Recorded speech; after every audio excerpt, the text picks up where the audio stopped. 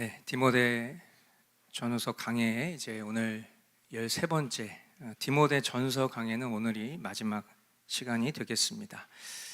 그대에게 맡긴 것을 잘 지키십시오 라는 제목의 말씀 가지고 디모데 전서 6장 15절로 21절 말씀, 하나님 말씀 선포하도록 하겠습니다.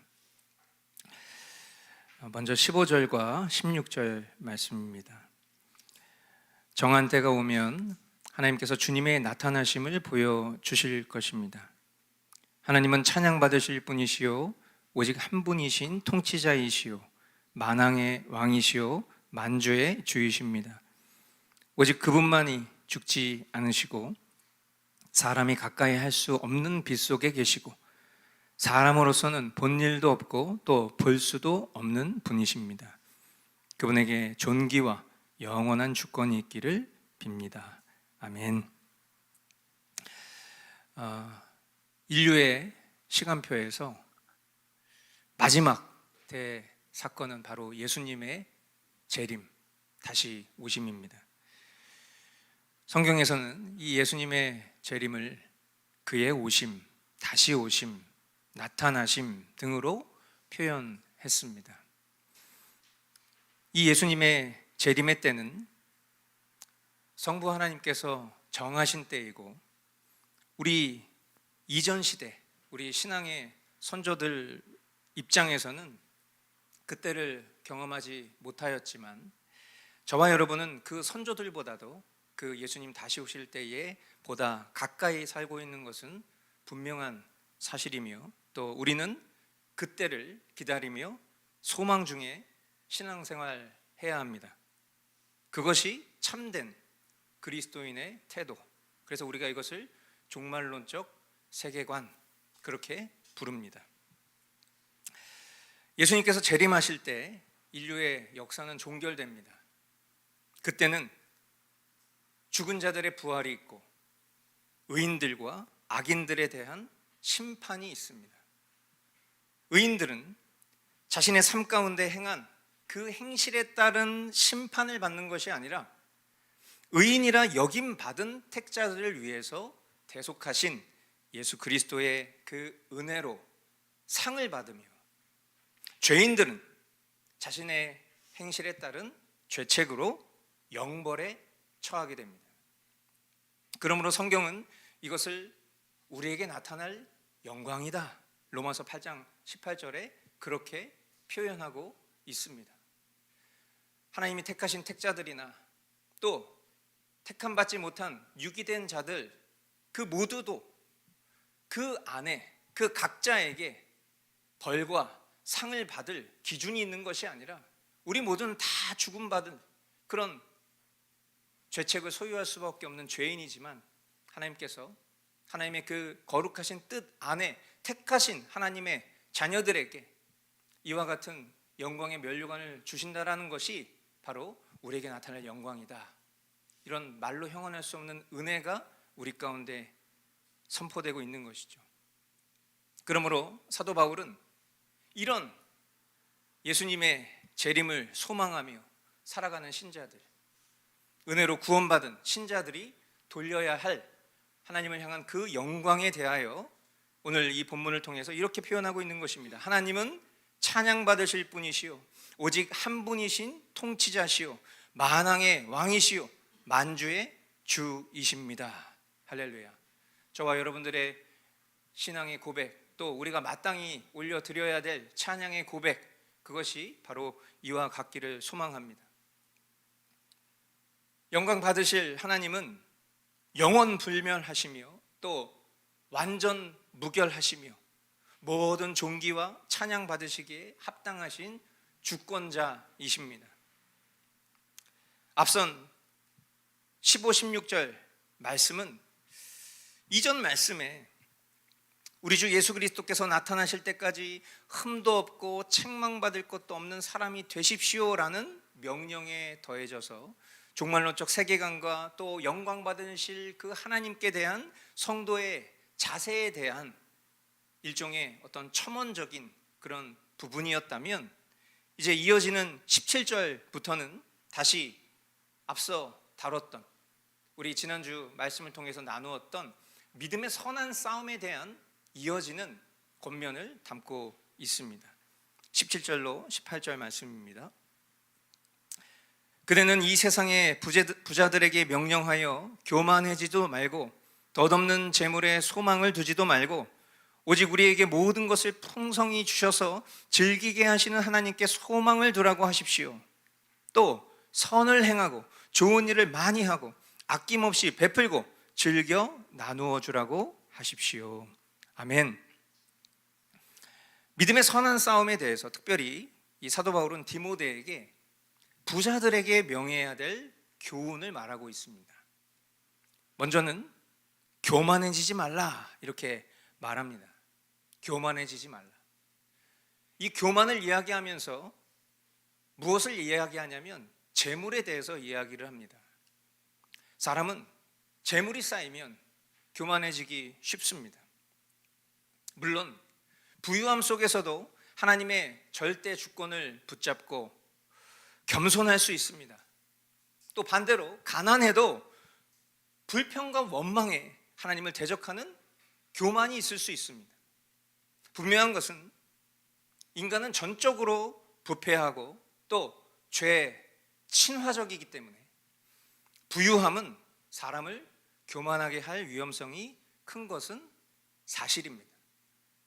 그래서 예수님은 우리에게 일용할 양식을 구하라 그렇게 말씀을 하셨고, 또한 일만하게 뿌리가 돈에 있다 말씀하셨고, 또 재물과 주님을 겸하여 섬길 수 없다라고 말씀하셨습니다.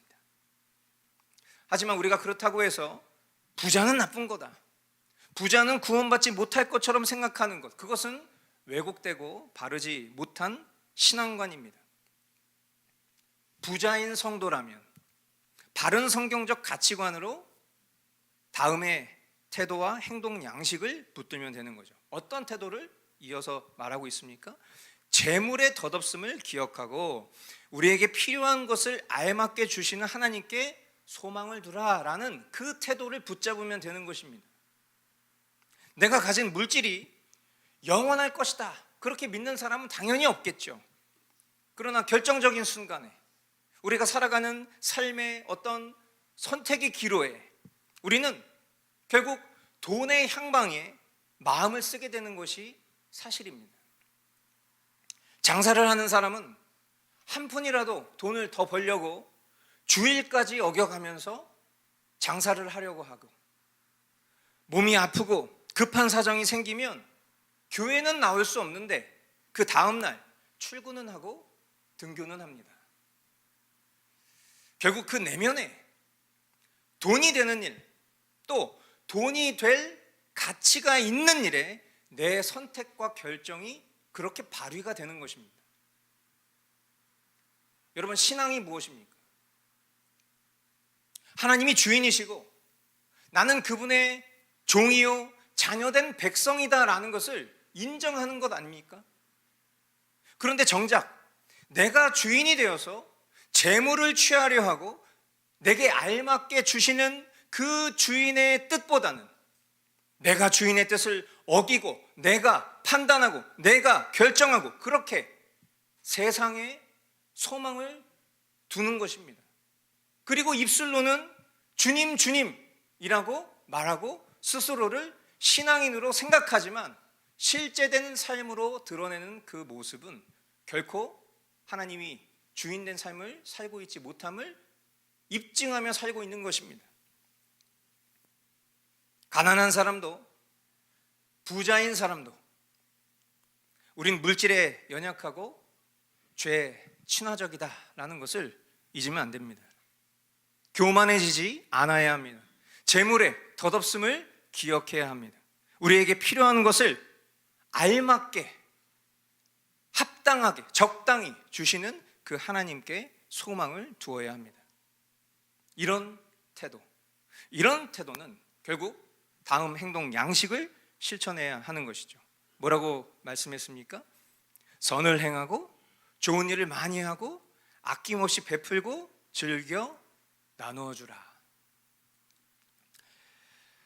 여러분, 성경이 말씀하는 선행이 뭐냐? 선한 일이 뭡니까? 여러분, 우리가 항상 잘 분별해야 되는 것은 그냥 어떤 어려운 사람들을 돕는 어떤 그런 구제와 선행의 일이 모든 것의 결론인 것처럼 생각하시는 분들이 있어요. 그런데 성경이 얘기하는 선행이라는 것은 단순히 이렇게 보여지는 그런 어떤 선행을 베푸는 그 일들이 아닙니다. 선이 무엇입니까? 선은 하나님입니다. 하나님이 선의 본체가 되시는 분이에요. 그러므로 선행이라는 것은 그 하나님의 말씀을 준행하는 일입니다. 하나님의 말씀을 준행하는 일 가운데 외면적으로 우리가 인식하고 말하는 선행이 담겨져 있는 것이지 그게 우리의 전부가 되어서는 안 돼요. 근데 생각해 보십시오. 어려운 사람 돕고 구제를 베푸는 일도 결국엔 뭐가 들어가는 일이에요? 물질이 들어가는 일이에요. 부자가 교만해지지 않고 재물의 덧없음을 기억하면서 하나님께 소망을 두는 것은 결국 어떤 행동 강령으로, 어떤 행동 양식으로 결국 표출돼야 되냐면 결국 자신에게 주어진 것이 나의 것이 아니라 하나님이 내게 맡기신 것이다 라는 그런 믿음 가운데 그것을 나누어 주는 것으로 요구되는 것입니다. 여러분, 노블레스 오블리주라는 표현 들어보셨을 것입니다. 사회에 어떤 기득권이 그에 합당한 관용을 베푸는 것. 오늘날 우리 사회에 이런 가치와 정신은 결국 윤리도덕적 또는 어떤 정책의 형태로 계속 발현되고 있습니다. 그리고 이것은 성경이 분명히 권하고 있는 바 성경적이다, 그렇게 말할 수도 있겠습니다. 그러나 우리가 잊지 말아야 될 것은 우리가 행하는 모든 행실은 각자의 신앙과 또 그 양심에 따라서 자발적으로 행해져야 되는 것입니다. 가난한 사람이 일을 하진 않으면서 어떤 국가나 기업 또는 부자들을 향해서 왜 나를 책임지지 않냐라고 비판할 수는 없는 것입니다. 뿐만 아니라 기업과 부자에게 어떤 그들을 악한 존재들로 인식시키게 만들고 불합리한 정책과 폭정을 행하는 것, 그것을 마치 정의 실현인 것처럼 여겨서도 안 될 것입니다. 왜 그렇습니까? 19절 말씀, 그렇게 하여 앞날을 위하여 튼튼한 기초를 스스로 쌓아서 참된 생명을 얻으라고 하십시오. 아멘. 결국 이것은 어떤 부자들을 향해서만 하는 권면이 아니에요. 부자뿐 아니라 성도들의 선행이라는 것은 결국 그 하나님의 뜻에 준행하는 그 도출된 그 선행이라고 하는 것은 그 각자가 바른 신앙 속에서 자발적으로 도출된 결과이지 그것은 절대 강제돼서는 안 될 것이기 때문입니다. 참된 신자는 바른 말씀의 씨앗이 그 심령 가운데 심겨져서 행함이라는 열매로 드러나는 사람이 참된 신자인 것입니다. 그런데 신앙생활을 강제화하고 선행을 올무로 지우고 사랑을 강요하고 순종을 억제하면 그것은 그 사람의 것이 아니게 됩니다.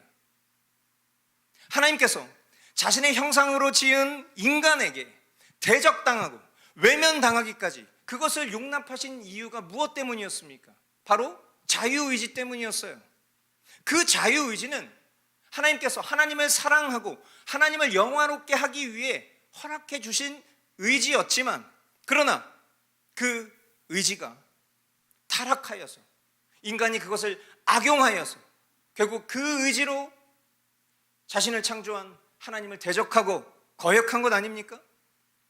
그래서 우리가 이러한 이야기를 할 때마다 그럼 차라리 하나님께서 나를 로봇처럼 우리의 의지를 통제하셨더라면 원죄도 생기지 않았을 것이고 죄에 따른 사망도 없었을 것이라 그렇게 마치 오히려 또 하나님을 원망하듯 말하는 그런 어처구니 없는 생각도 하지 않습니까?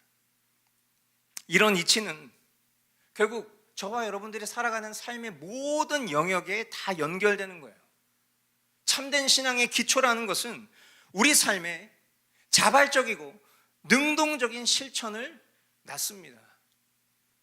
영원한 생명을 믿고, 그리고 그 영원한 생명이 있다는 것을 믿는 그 관점을 가지고 오늘을 살아가는 사람이라면 삶에서 주님의 말씀을 준행하는 그 실천은 자연스럽게 뿜어져 나오게 되는 것이죠. 그런데 이것을 강제적으로 만들어버리면 어떻게 되죠? 결국 율법주의자가 되든지, 바리새파처럼 외식하는 사람이 되든지, 눈속이 많은 기만하는 자가 되든지, 공동체의 질서를 흐트러뜨리는 그런 사람이 되든지 바른 열매를 맺지 못하는 사람이 되고야 말 것입니다. 그래서 사도 바울은 디모데에게 끝으로 이렇게 강청합니다. 20절로 21절, 디모데여, 그대에게 맡긴 것을 잘 지키십시오. 속된 잡담을 피하고 거짓 지식의 반대 이론을 물리치십시오. 이 반대 이론을 내세우다가 믿음을 잃은 사람도 더러 있습니다. 은혜가 여러분과 함께 있기를 바랍니다. 아멘. 여러분, 저와 여러분이 하는 신앙, 그리고 그 신앙의 기반이 되는 신학, 그것을 우리가 보수신앙, 보수신학 이렇게 부릅니다. 보수신앙이라는 것은 한마디로 성경에 기록된 하나님의 모든 말씀을 그대로 믿고 그리고 그대로 지키는 것을 말합니다. 이것이 옳은 길이며 바른 길이라는 것을 우리는 동의하는 것이죠. 그러나 안타깝게도 이 세상에는, 또 교회들 안에는 속된 잡담, 거짓 지식의 반대 이론, 이런 것이 너무 많습니다.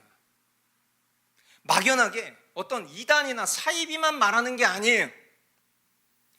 우리가 함께 신앙생활하고 있는 이 신앙 공동체, 우리 대한민국 교회, 전 세계 모든 교회를 보면 결국 인본주의, 무신론, 다원주의, 혼합주의, 기복주의, 감상주의, 이기주의, 편의주의, 복음주의, 심지어 사회주의, 공산주의 등등 셀 수 없이 많은 우리 믿음을 위협하는 공격들이 넘쳐나고 있어요.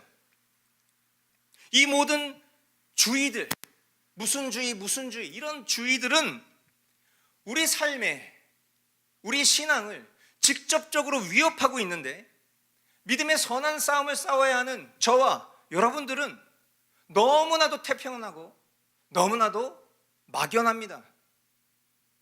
여러분, 보수가 뭐예요? 보수. 아직도 보수라는 뜻을 모르는 분들이 계십니까? 보수라는 것은 지키는 겁니다.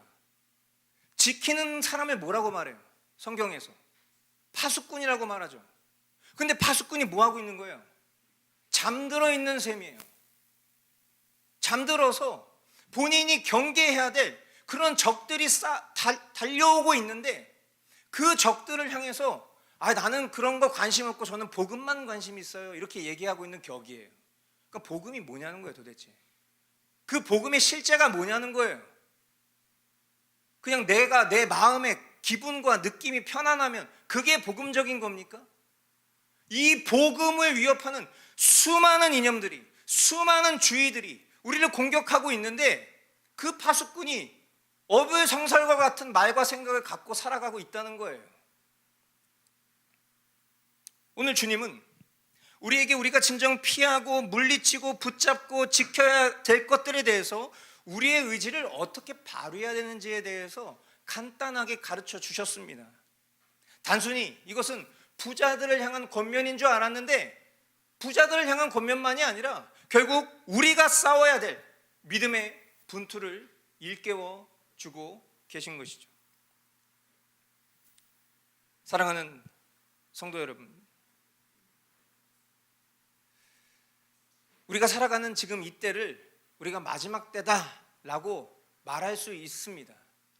우리는 늘 그렇게 살아야 합니다.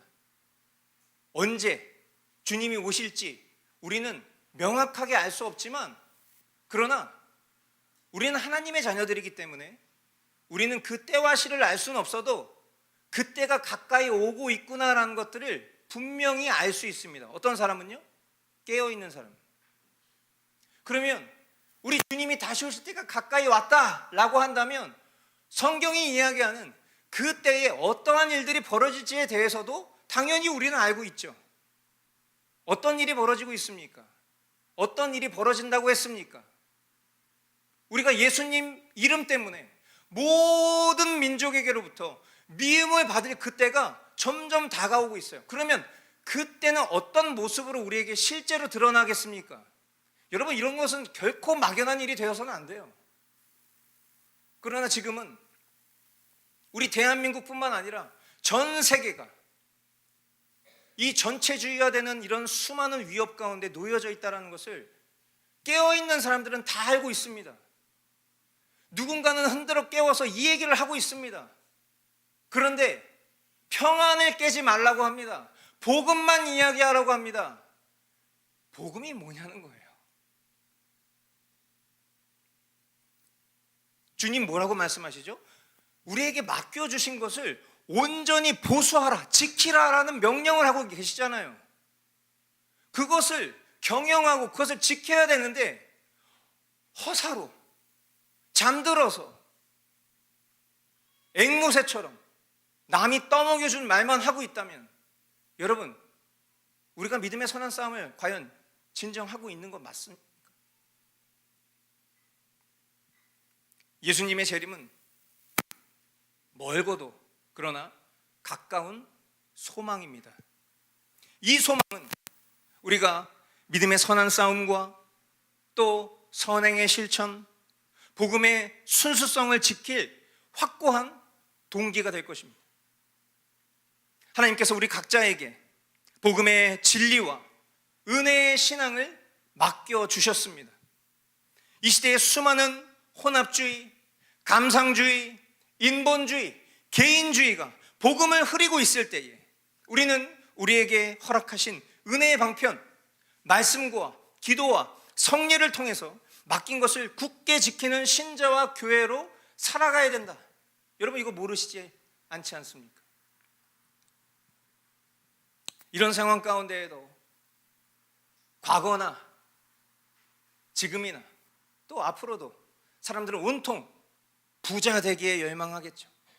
잘 먹고 잘 사는 것에, 먹고 사는 문제에 함몰되어서 일요일날, 뭐 주일이라고 부르지도 않습니다. 요즘에는 사람들이 일요일날 그냥 교회 한번 가서 예배 한번 참석하는 것만으로도 자신을 신자라 여기고 믿음의 선한 싸움을 싸울 그런 용사라고 착각하는 그런 시대 가운데 우리가 지금 살아가고 있어요.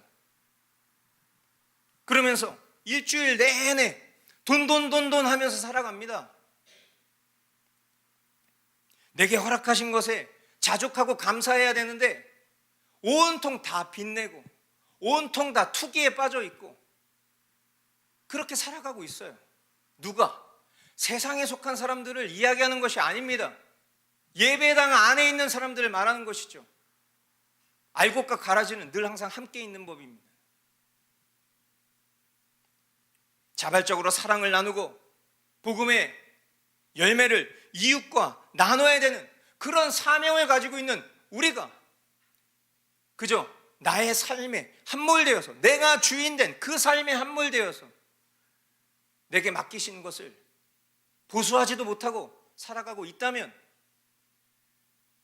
저와 여러분들이 만약 그런 삶을 살고 있다면 오늘 당장 회개하십시오. 이 마지막 시대에 맡긴 것을 끝까지 지키는 하나님의 사람이 되어서 우리 주님 대신 예수님께서 오시는 그날까지 신실한 복음의 파수꾼으로 남는 저와 여러분, 우리 사랑하는 성도분들 다 되실 수 있기를 주님의 이름으로 축복합니다. 기도하겠습니다.